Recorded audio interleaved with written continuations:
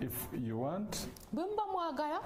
Okay, let's hear from our brother Kaka Douglas. Katulabe era tuwulirize muganda waffe Kaka Douglas. What really happened to him? Kiddala ekyamutuukako. Who was he? Yali ani? Who he became? Yafuuka ki? And when he forgot to bring the tithe ate bwe to the yeerabira ministry where he was prayed for, okuleeta ekimu eky'ekkumi mu buweereza mwe yasabirwa, where he got the fertilizer, mwe yafuna ebigimusa, the word of God to fertilize him. ekigambo kya Katonda What really omumugimusa. happened to him? Kiddala ekyamutuukako. Who are you? Oli ani? Where are you? Oli ludda wa? Good morning. Amakya malungi. Amanya Douglas Kaka. I'm called Douglas Kaka. Mu kujja wano okusabirwa In my coming here to be prayed for, najja okugezesa amaanyi ga musajja wa Katonda I came to test the power in the man of bye God, nali ndaba ku TV which I used to see on TV, ne bye mpulira and what I hear, mbyerabirako nze kennyini I ku came nze to see it happening to me. nga mpanva na buwampanyi I was just trying to survive. okufuna omutwalo kyamagero. Getting 10,000, I would call it a miracle. Nalina omwana gwe nazaala nga nkyasoma era biseera ebyo gwe nalina yekka. I had my only child, the child I had produced when I was still at school. nali mwagala nnyo nga simanyi wawaali kuba ebintu by'obuto namuzaala maama we n'agenda naye nga simanyi nya gyali. I loved this child so much, but I didn't know where the child was because remember I produced him when I was still in school, so I didn't take the responsibility and I didn't know where the child was. Yali yambulako kumala emyaka 8. I had spent 8 years without seeing this child of mine. Ne ŋŋamba Yesu, And I told Jesus, kino kye kisooka omwana wange mwagala oba mu ngeri ki oba mu ngeri ki era akakwakulizo ka myezi 2. this is the first condition I'm putting before you. In Buona- only 2 months, I want to see my child. I don't care in what way, but I want to see my child. I've Buona- given you 2 months. Ekyokubiri ekye nagezesa The second thing which I used to test, ne ŋŋenda mu ofiisi ne nzigyayo ebbaasa 8. I went to the office and I picked 8 church construction ebiseera envelopes. ebyo mitwalo 10-15. During that time, the envelopes were for Nali 100,000 njagala and 150,000. Nali njagala emmotoka, I wanted a vehicle. nali njagala I nnyumba. wanted a house. Ne ŋŋamba Yesu, And I said, Jesus, saagala kuzza bbaasa emu ku emu mu mitwalo 15 nedda. I don't want to bring back these envelopes one by one, since each is for 150,000. Okugezesa amaanyi ga musajja wa Katonda Yesu ge yamuwa, To test the power that Jesus gave to the man of God, njagala kuzza embaasa zino zonna mulundi gumu. I want to bring back all these envelopes at once. Naye ng'onkoledde ekyamagero bwe kiti, But when you've performed for me such a miracle, ompadde miliyoni 5 oba okweyongerayo omulundi gumu. that you've given me 5 million plus at once. Naye mujjukire akakwakulizo ako ebiseera ebyo nga n'omutwalo kyamagero. But remember to put that condition before Jesus. During that time, even to get 10,000, I would call it a miracle. Nali sikola I wasn't working. nga sirina gwe nzija n'emitwalo yadde 2. I didn't have any source of income whereby I could raise even 20,000. Era nakyo nakiweerako akakwakirizo ka myezi 2. And I also gave Jesus a timeline of only 2 months to do this for me. Bwe kiyitawo ekitegeeza si yankoledde maanyi ga wano si ge gankoledde. Beyond that, it would mean that this has happened just because it's a coincidence and it's not from the power from this church. Ne ŋŋenda ne nfuluma mu kyaki ne ŋŋenda. So I went out of the church. Mu mwezi gumu nga guyiseewo, After 1 month, omwana gwe njogeddeko the child I've talked about, gye yali gye nali simanyi, where this child was and I didn't know where, yava ku muti n'agwa the child fell off a tree n'amenyekamenyeka amagumba and got fractures within the bones of the chest. nga takyayogera takyasa gulinga mulambo. The child was almost dead, couldn't talk, couldn't Ekyaddiira move. kyali kya kwagala kunoonya taata w'omwana munnaye tebamuleetera mulambo ng'akyali mulamu. Next thing, those people were panicking to look for the father of the child, that they bring him when he's still breathing so that they don't bring him when he's dead. Omuwala oyo That girl yali amanyi gye nali nzaalibwa knew my place where I'm born, naye nga tamanyiwa wendi ekiseera ekyo omwana kye yaviiramu ku muti okugwa. but she didn't know the place I was staying at the time when the child fell off So the tree. yanoonya nnyo mu kyalo So she went to the village searching. ti omulambo guyinza okuba mulambo tututte mulago naye Saying that maybe we've taken a corpse to Mulago, naye mugendeyo oba tugendeyo tulabe ki ekiddiridde. but let us go there and see what will come next. Bwe lwatuusa omuntu wano e Mulago So when the child was brought to Mulago, ne ntunula ku mwana ng'alinga mufu. I looked at the child and the child was almost dead. naye ne nzijukira kali ke nagamba yesu wa kaakandi But I remembered what I told Jesus of Prophet Kakande. ne muleeta wano asabirwe. So I brought him here to be prayed for. Namuleeta bamusibye ebiseminti ng'amagumba nga omanyi yagamenyese. I brought him when plasters were applied on it, just like they do for broken bones. Omusajja wa Katonda yamusabira The man of God prayed for the child. ennaku bbiri amagumba nga gayunze. In only 2 days, the bones had united. Abadde tatambula The child who couldn't walk adduka misinde. was now running very fast. Ekyaddirira What followed? yali omwana nga tasobola kuzzibwayo gye yali. The child, of course, couldn't be taken back where he was. Era maama we n'amumpa mu mutima mulungi nti omwana wo wuuyo The mother nali gave- mulemeddeko naye wuuyo. The child to me in good heart and said, "There is your child, have him."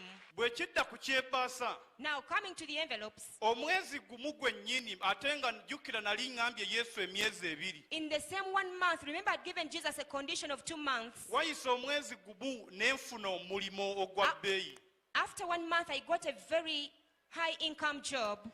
Eyampa omulimo n'ampa emiliyoni zaali mu 10 nti zino zikuyambe mu mbeera yonna. And the person who gave me the job gave me over 10 million and said this money should help you in whatever situation. Naye nga nagamba Yesu nti nja kuzza bbaasa zino zonna wamu naye ng'ompadde obukadde 5 okweyongera waggulu. Remember, I had given Jesus a condition that I'll bring back these envelopes all at once if you give me 5 or more million at once. Mu mbeera eyo natandika okukola, In that situation, I started working. emirimu ne gigenda bulungi nnyo. Jobs went on well for me. Omulimu ogwo bansasula waffe emiliyoni nga 2 bwe mbalamu omwezi. If I calculate all together, at that job, they were paying me up to 20 million a month.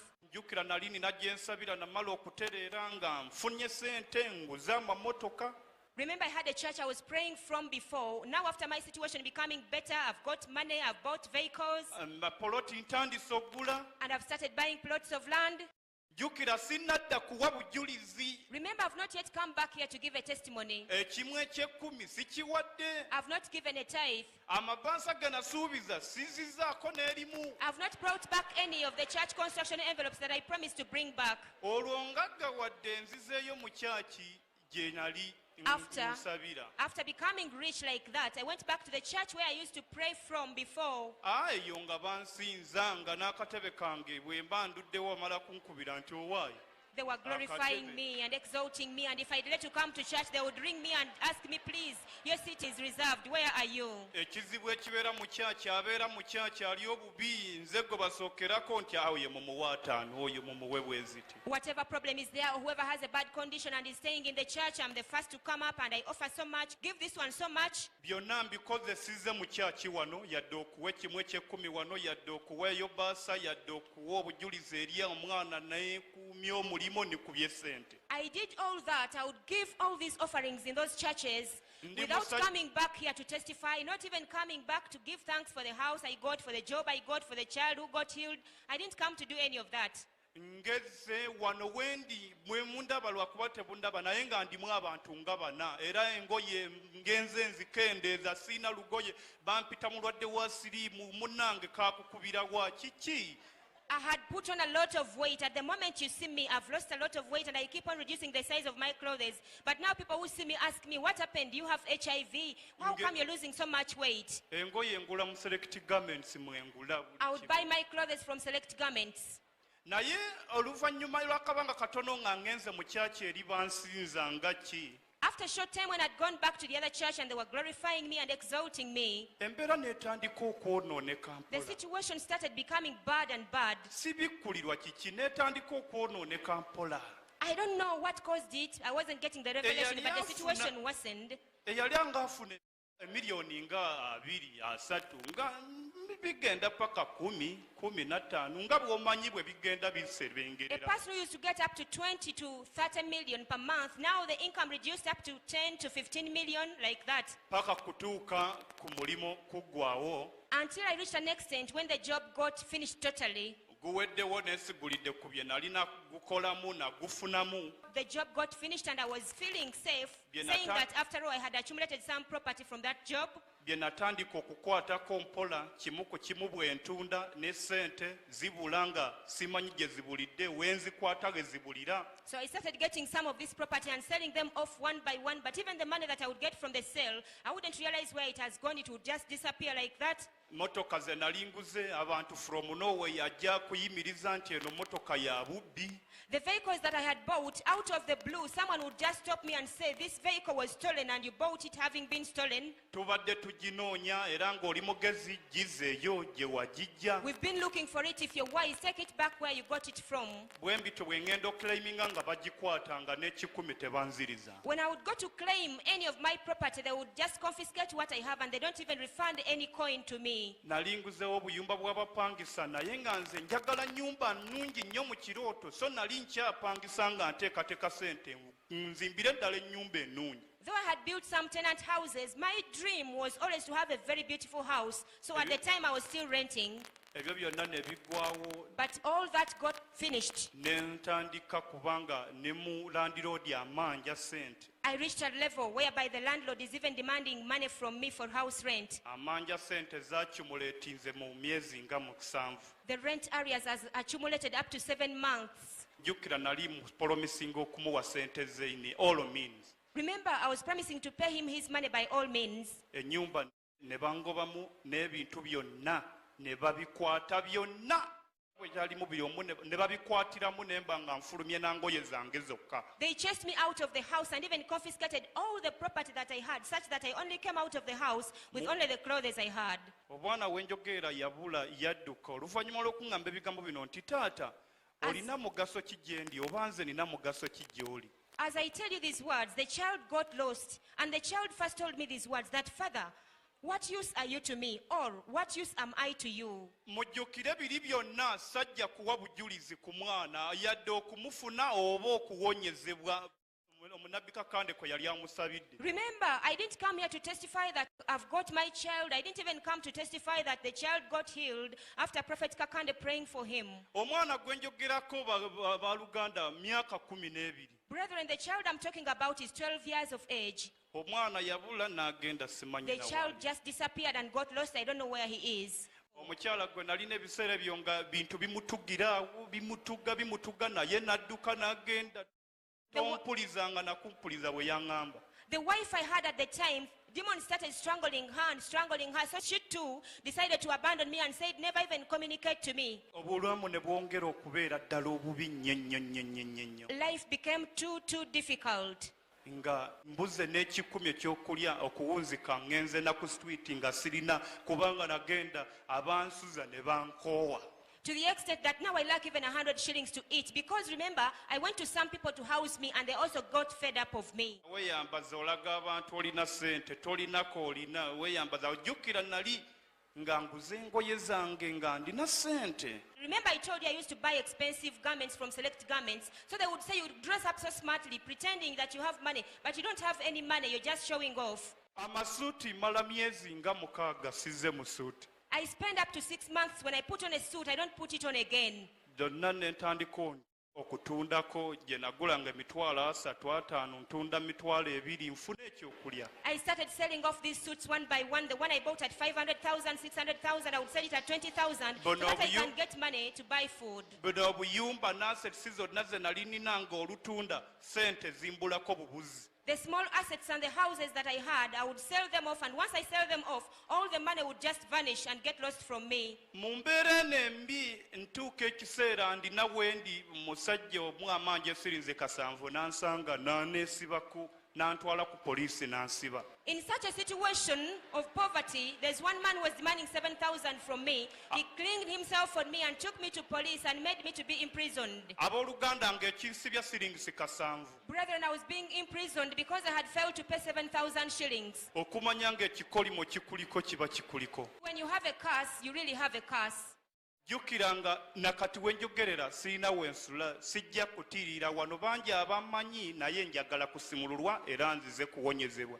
Sirina wensula wenjagala wensula. Even as I talk now, I don't fear to be ashamed because I know there are people here who know me. But at the present moment, I have nowhere to stay. I just sleep anywhere I find a space to sleep. Si kwagala nti buli wenjagala wensula nti naawe oli wano nja kujja gy'oli naye ku street.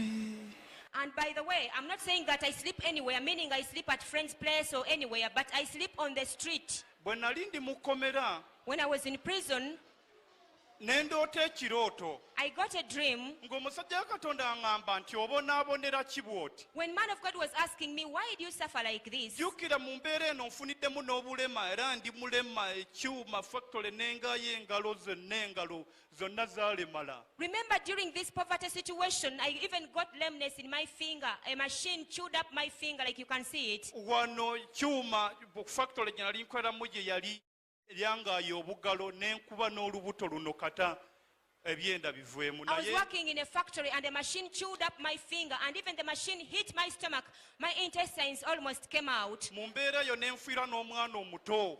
Omukazi gwe nali ndina n'afiirwa omwana naye kata ffe n'adduka buddusa ewange nti gwe yakulogga baaba wanaasinga n'ow'ebukunja. The wife I had at the moment lost a child, and this woman just ran away from me and said, for you, whoever bewitched you did it up to the maximum. Omwana afudde. The child has died. Ndi mu kkomera. I'm in prison.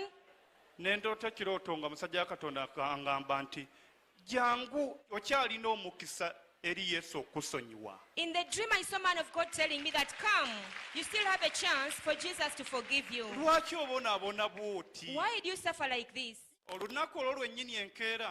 The following day, omusibe munnange a fellow prisoner, gwe tuli naye munda mu nkomyo. we were in the same cell, Kyova akaaba amaziga ne mubuuza kiki. cried tears, and I asked him, what's up?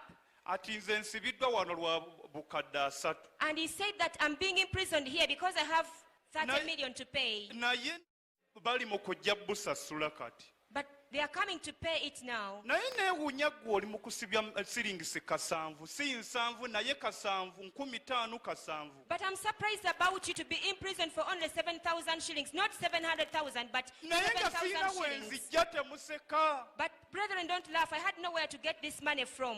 Omusajja oyo n'aŋŋamba nti kankusasulire 7,000 kano ove That mu man kkomera. said, let me pay for you this 7,000 that you may get out of prison. Era navaayo ng'obulamu bwe butyo. So I came out when my life is just like that. Sirina gwe nzira. I have nowhere to go. Nsaba Yesu ansonyiwe. I asked Jesus to forgive me, Amponye. to heal me, Ansimulule. and deliver me Olw'obulokozi bw'omwoyo gwo. for the salvation of my soul. Nsuubiza Yesu. I promise Jesus, Mazima ddala sijja kuddamu kwonoona. in truth, I will never sin again. Viewers over the world, abatulaba mu nsi yonna we've heard a lot from our brother Kaka. tuwulidde bingi okuva eri muganda waffe Kakka. I think it isn't a good deal. Ndowooza si ddiiru nnungi nnyo. Somebody who had come up, Omuntu eyali ayimuse when he lost the relationship bwe yafiirwa enkolagana eyo with the ministry, n'obuweereza no longer comes back to the nga ministry takyakomawo mu where he was buweereza blessed, mwe yaweebwa omukisa even giving testimony, no. n'okuwa obujulizi It was a teyadda. miracle that he recovered the child. Kyali kyamagero okusobola okufuna omwana we. A miracle that the child was healed. Kyali kyamagero omwana we okuwonyezebwa. He could buy all the suits, Ng'agula buli suuti and yonna all the gy'ayagala, vehicles. amamotoka gonna g'ayagala. The Bible says, Naye Bayibuli egamba, I'm reading Deuteronomy nsoma ekyamateeka 8:18. 8:18, And you shall remember the Lord your God, for it is he who gives you power to get wealth, that he may establish his covenant, which he swore to your fathers as it is this day. Then it shall be, if by any means forget the Lord your God, and follow other gods, and serve them, and worship them, I testify against you this day, that you shall surely perish at the nations which the Lord destroyed before you. So you shall perish, because you would not be obedient to the voice of the Lord your God.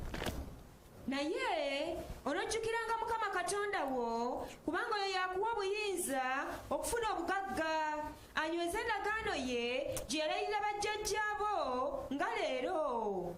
Awo olulituuka bw'onerabiranga Mukama Katonda wo n'ogoberera bakatonda abalala n'obaweereza n'obasinza, mbategeeza leero nga temuulemenga kuzikirira ng'amawanga Mukama g'azikiriza mu maaso gammwe bwe munaazikiriranga bwe mutyo, kubanga temwakkiriza kuwulira ddoboozi lya Mukama Katonda wammwe.